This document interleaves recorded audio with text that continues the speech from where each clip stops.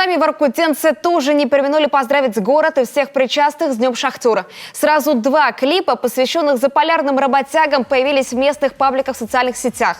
В первом приняли участие как работники Воркута-Угля, так и местные артисты, ансамбль народной песни «Родные просторы», музыканты групп «Крылья» и Б-13. Все вместе они записали зажигательную кавер-версию песни «Поворот машины времени». Должно быть, воркутенцы такой песней хотели подчеркнуть, сколько неожиданных поворотов на своем пути прошла столица мира.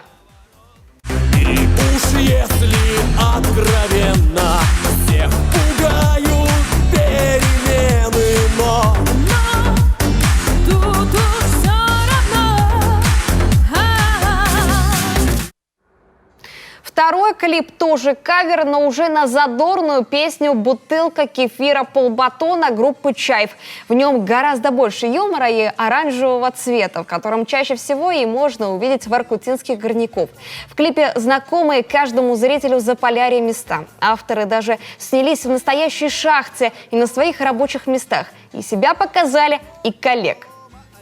А потом, стоя на балконе, я буду смотреть на прохожих, на девчонок, на веселых девчонок, на воркутинских девчонок и немного на парней.